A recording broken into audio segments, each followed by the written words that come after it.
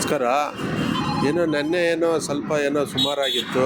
ಈಗ ಇವತ್ತು ನೋಡಿ 150 ರೂಪಾಯಿ. ಬೆಳಗ್ಗೆ 7 ಗಂಟೆ ಬಂದಿದ್ದು 150 ರೂಪಾಯಿ ದುಡ್ದಿದ್ದೀನಿ. ತುಂಬ ಕಷ್ಟ ಇದೆ.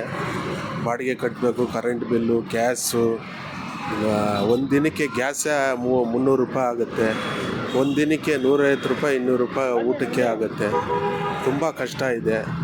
ಯಾಕೆ ನಮ್ಮ ಸರ್ಕಾರಕ್ಕೆ ಹೇಳ್ಕೋಬೇಕು ಅಂದರೆ, ಹೇಳಿದ್ರು ಅವರು ನಮಗೆ ಒಂದು ಪರ್ಸೆಂಟು ನಮಗೆ ಗಮನ ಕೊಡ್ತಾ ಇಲ್ಲ.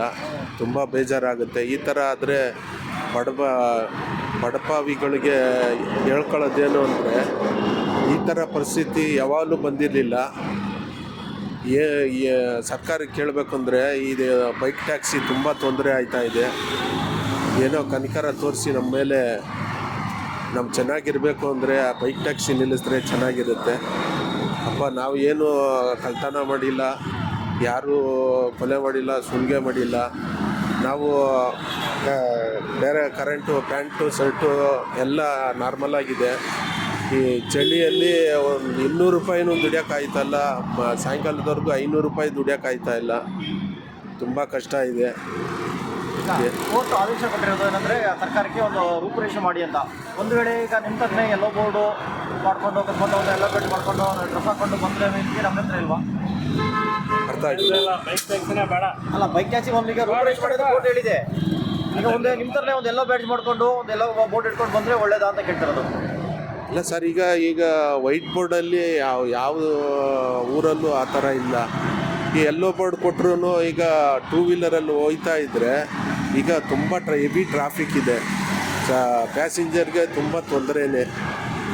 ಈಗಲೂ ಮೆಜೆಸ್ಟಿಕ್ಕಲ್ಲಿ ಒಬ್ಬರು ಮಂಡಿ ಚಿಪ್ಪೆಲ್ಲ ಮುರಿದೋಗಿದೆ. ತುಂಬ ಹೊರಗಡೆಯಿಂದ ತುಂಬ ಜನ ಬರ್ತಾರೆ. ಏನಾದ್ರು ಮಾಡಿಬಿಟ್ಟು ಎಸ್ಕೇಪ್ ಆಗಿಬಿಡ್ತಾರೆ. ತುಂಬ ತೊಂದರೆ ಆಗುತ್ತೆ.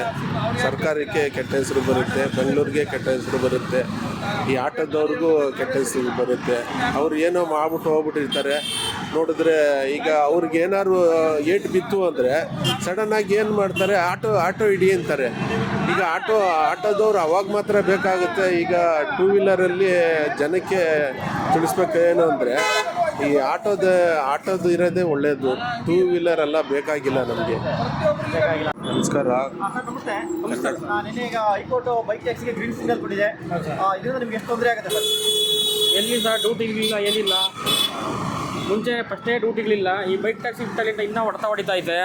ಡ್ಯೂಟಿಗಳಿಲ್ಲ, ಏನಿಲ್ಲ. ಭಾಳ ನೋವಾಗ್ತಾ ಇದೆ ಸರ್. ಬೆಳಿಗ್ಗೆಯಿಂದ ಸುಮ್ಮನೆ ನಿಂತ್ಕೊಂಡು ನೋಡಿ, ಬೆಳಿಗ್ಗೆ 7 ಗಂಟೆಗೆ ಆರು ಮಾಡಿದ್ರು 200-300 ರೂಪಾಯಿ ಆಗಿಲ್ಲ. ಇನ್ನೂ ತಿಂಡಿಗೂ ಕಾಸಿಲ್ಲ. ಆ ಥರ ಆಗ್ಬಿಟ್ಟೈತೆ. ತುಂಬ ಕಷ್ಟ ಆಗ್ತಾಯಿದೆ ಸರ್ ಡ್ಯೂಟಿಗಳು. ಬೈಕ್ ಟ್ಯಾಕ್ಸಿ ಬಂದಮೇಲೆ ನಿಮಗೆ ಆರ್ಡರ್ಸ್ ಎಲ್ಲ ಕಮ್ಮಿ ಆಗುತ್ತೆ? ಹೌದು ಸರ್, ಹೆವಿ ಕಡಿಮೆ ಆಗಿದೆ ಸರ್. ಹೆವಿ ಕಡಿಮೆ ಆಗಿದೆ ಸರ್. ಹೋದ ವಾರೆಲ್ಲ ಚೆನ್ನಾಗಿದೆ ಸರ್, ಪರವಾಗಿರಲಿಲ್ಲ. ಈಗ ಫುಲ್ ಡಲ್ ಆಗಿಬಿಟ್ಟಿದೆ ಸರ್ ಇವತ್ತು.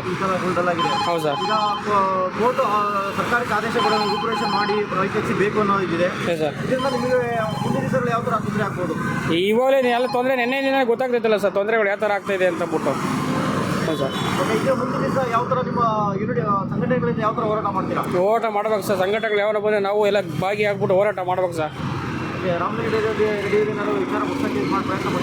ಏನಿಲ್ಲ, ನಾವು ಹೋಗ್ಬೇಕು ಸರ್. ಗೊತ್ತಿಲ್ಲ, ಇನ್ನು ಮುಂದುವರಿಬೇಕು. ನಿನ್ನೆಯಿಂದ ಆ ಥರ ಆಗಿದೆಯಲ್ಲ ಸರ್, ಗೊತ್ತಾಗ್ತಾ ಇದೆ. ಡ್ಯೂಟಿಗಳು ಕಡಿಮೆ ಆಗ್ಬಿಟ್ಟವೆ. ಹೋದ ವಾರ ಪರವಾಗಿರಲಿಲ್ಲ, ಇವಾಗ ಫುಲ್ ಡ್ಯೂಟಿಗಳು ಕಡಿಮೆ ಆಗ್ಬಿಟ್ಟವೆ ನೆನ್ನೆಯಿಂದನೂ. ಹಾಂ ಸರ್.